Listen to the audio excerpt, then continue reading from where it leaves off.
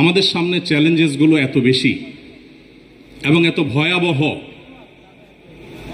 প্রিয় নবী সাল্লাল্লাহু আলাইহি সাল্লামের উম্মত হিসাবে আমাদের প্রত্যেককে দাঈ ইলাল্লাহ হওয়ার শপথ গ্রহণ করতে হবে।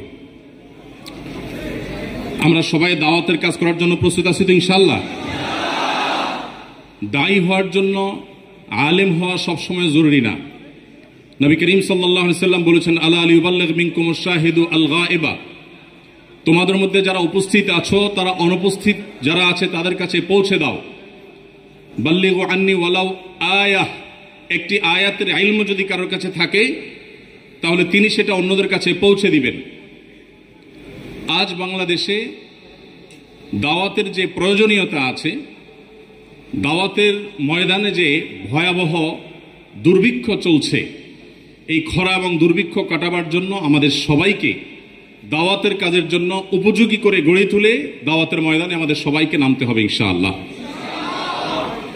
ভাইরা আমার, আমরা যারা আছি এখানে জেনারেল শিক্ষিত, তারা অনেকে আলহামদুলিল্লাহ দাওয়াতি কাজ করার জন্য তাদের প্রচণ্ড আগ্রহ লালন করেন। আমি তাদের উদ্দেশ্যে এবং সেই সাথে আমার সমপর্যায়ের কিংবা আমার ছোট ভাই তুল্য যে সমস্ত আলিমরা আছেন তাদেরকে কিছু কথা বলতে চাই, মুরব্বী উলামা ইকরামদের কাছে সবক শোনানোর মতো করে।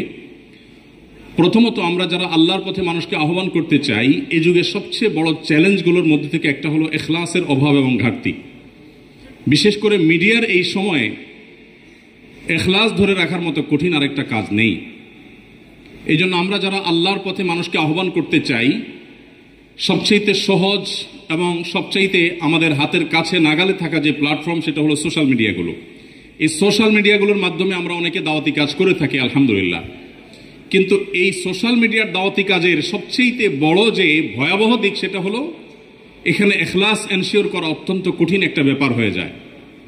তো এই জন্য আমরা যারা দাওয়াতি কাজ করতে চাই, সব কিছুর আগে আমাদের যে বিষয়টি খেয়াল করতে হবে তা হলো, আমি যতটুকু দাওয়াতের কাজ করব ততটুকু করব শুধুমাত্র আল্লাহকে খুশি করবার জন্য, দুনিয়ার কোনো বাহবার জন্য, দুনিয়ার কোনো নাম যশ খ্যাতির জন্য, দুনিয়ার মানুষের কাছ থেকে কোনো প্রাপ্তির আশায় আমার দাওয়াতি কাজ হবে না। এই বিষয়টা আমাদেরকে সব কিছুর আগে নিশ্চিত করতে হবে। কিন্তু মুশকিল হলো যে আমরা যারাই দাওয়াতি কাজ করি, তাদের মধ্যে বিশেষ করে মিডিয়া ভিত্তিক যে দাওয়াতি কাজগুলো হয়, এগুলোতে মানুষের নজরে আসা, মানুষের কাছ থেকে বাহবা পাওয়া, লাইক কমেন্ট গোনা। অনেকে নিজের ফেসবুক পোস্টের লাইক কমেন্ট যেভাবে গোনে, তার পকেটের টাকাও এত গুরুত্বের সাথে গুনছে কিনা সন্দেহ আছে। তো আমি যদি অনবরত শুধুমাত্র ভক্ত গুনতে থাকি আর আমার ফলোয়ার গুনতে থাকি, আর সোশ্যাল মিডিয়াতে বিশেষ করে 2 লাইনের দাওয়াতি কাজ করে যদি 4 লাইনের ফিডব্যাক মানুষের কাছ থেকে আশা করতে থাকি, তো আমাদের মনে রাখা উচিত, যারা মানুষের কাছ থেকে কিছু পাওয়ার আশায়, পার্থিব উদ্দেশ্যে বাহবা কুড়ানোর জন্য দাওয়াতের কাজ করে, এই শ্রেণীর দায়ী বা এই শ্রেণীর আলেমদেরকে দিয়ে জাহান্নাম উদ্বোধন করার কথা হাদিসে বলা হয়েছে। আল্লাহ তাআলা আমাদের সবাইকে হেফাজত করুন। সম্মানিত উপস্থিতি, আমরা নিজের কাজের যতটা প্রচার প্রসার করি, খুব বেশি অন্যের কাজের প্রচার প্রসার আমাদেরকে করতে দেখা যায় না। এটা ইখলাস না থাকার একটা আলামত। তবে সবসময় সে বিষয়টিকে নিশ্চিত করে না, কারণ অনেক সময় দেখা যায় সোশ্যাল মিডিয়াতে আরেকজনের ভিডিও প্রচার করলে নিজের পেজ ক্ষতিগ্রস্ত হয়। সে বিষয়গুলো বাদ দিলে আমরা নিজেরা অন্যদেরকে উদাহরণ হিসাবে উপস্থাপন করি কিনা, নাকি সবসময় শুধুমাত্র নিজের কারামতি জাহির করি, শুধুমাত্র নিজের গল্প যদি বলে বেড়াই, আমি হান করেছি, আমি তান করেছি, আমি এই করেছি, আমি সেই করেছি, তাহলে বুঝতে হবে যে ইখলাসের ভয়াবহ ঘাটতি আছে।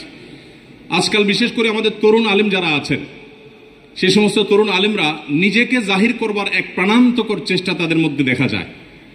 এমনকি যারা জেনারেল শিক্ষিত ভাই বোনরা আছেন, অনেকে দাওয়াতি কাজে ফিরে আসছেন, এই ময়দানে এসে তারাও দিন শেষে ফেমাস হওয়াটা যেন মূল টার্গেট এবং মূল লক্ষ্য, সেরকম একটা বিষয় দাঁড়িয়ে যাচ্ছে। এই জন্য এত দায়ী আমাদের এই সময়ে, আমরা যদি আজ থেকে 30 বছর 40 বছর আগে চলে যাই, তাহলে এত দায়ী মুসলমান সমাজে ছিল না। এখন দায়ীর সংখ্যা যত বাড়ছে, কিন্তু ইখলাসের অভাবের কারণে এত দায়ী থাকা সত্ত্বেও সাধারণ মানুষকে আমরা দ্বীনের দিকে আনতে পারছি না, সাধারণ মানুষকে আমরা আল্লাহমুখী করতে পারছি না। আদর্শবাদী মুসলমান এদেশে সবচেয়ে কম। এদেশে মুসলমানদেরকে আমরা বলি তারা ধর্মপ্রাণ, ডক্টর খন্দকার আব্দুল্লাহ জাহাঙ্গীর রহমতুল্লাহ বলতেন যে আমাদের দেশে মুসলমানরা দুই প্রকার, একটা হলো সেকুলার মুসলমান আর একটা হলো রেগুলার মুসলমান। তো আমাদের দেশে সেকুলার মুসলমান বেশি নাকি রেগুলার মুসলমান বেশি? বুঝে শুনে কোনো মুসলমানের জন্য কোনোভাবে সেকুলার হওয়ার কোনো সুযোগ আদৌ আছে? কিন্তু এই ধারণা আমাদের অনেকের নাই। তো রেগুলার মুসলমান, সেকুলার মুসলমানদেরকে যদি রেগুলার মুসলমান বানাইতে হয়, আদর্শবাদী মুসলমান যদি বানাতে হয়, তাহলে আমাদের দাওয়া হতে হবে দাওয়া বিল ইখলাস, আল্লাহর পথে আহ্বান হবে শুধুমাত্র আল্লাহকে খুশি করবার জন্য। আর এটা প্রমাণ হবে তখন যখন আমি নিজের দিকে দাওয়াত না দিয়ে দাওয়াত দিব কোরআন এবং সুন্নাহর দিকে, দাওয়াত দিব আমি ইসলামের দিকে, দাওয়াত দিব নবী সাল্লাল্লাহু আলাইহি ওয়াসাল্লামের আদর্শের দিকে, এবং দাওয়াত আমি শুধু আমাকে দিয়েই দিব না, অন্য উলামায়ে কেরামের বক্তব্য, তাদের লেখনী, তাদের বই পুস্তক, সেগুলো দিয়ে। আমি আলহামদুলিল্লাহ নিজেকে এই জায়গায় সংশোধিত করবার জন্য, আমার নিজের আত্মশুদ্ধির জন্য পরিকল্পনা করে আমি কিছু কাজ করার চেষ্টা করি, আপনাদের সঙ্গে শেয়ার করার উদ্দেশ্য যাতে আপনারা এরকম কোনো আইডিয়া বা আরো বেটার কোনো আইডিয়া আপনারা বের করতে পারেন। আমি চেষ্টা করি, আমার বাসায়, আমার অফিসে প্রচুর পরিমাণ বই থাকে এবং প্রচুর পরিমাণ বই আমার গাড়িতে থাকে। এখানে যে সমস্ত উলামায়ে কেরাম আছেন তাদের অনেক বই কিনতে কিনতে আমার ফতুর হওয়ার দশা, 10টা 20টা 30টা করে করে সবসময় কিনে রাখি। আমি যে আসে কোনো একজন মেহমান তাকে একটা বই দেওয়ার চেষ্টা করি। সাধারণত নিজের বই তো সবাই দেয়, কিন্তু অন্য আলেমের বই দেওয়া, এটার নজির আমাদের সমাজে খুব বেশি নাই। তো নিজের মনে না চাইলেও নফসকে সাইজ করবার জন্য পরিকল্পিতভাবে নফসের বিরুদ্ধে গিয়ে এই কাজটা আমি করার চেষ্টা করি। আমাদের পেজে হয়তো ভিডিও আমরা দিতে পারি না, কারণ কপিরাইটের ব্যাপার থাকে। এই কপিরাইটের ব্যাপারের কারণে অন্যদের ভিডিও দেওয়াটা কঠিন হয়ে যায়। কিন্তু আমাদের দিন শেষে দাওয়াত দিতে হবে নিজের দিকে নয়, এমনকি নিজের প্রতিষ্ঠানের দিকেও নয়, দাওয়াত দিতে হবে আল্লাহর দিকে। সেটা কখনো নিজের কথা দ্বারা হতে পারে, কখনো অন্যের কথা দ্বারা হতে পারে, কখনো নিজের বই দ্বারা হতে পারে, কখনো অন্যের বই দ্বারা হতে পারে। আল্লাহ রাব্বুল আলামিন আমাদেরকে ইখলাসের সাথে দাওয়াতি কাজ করার তৌফিক দান করুন।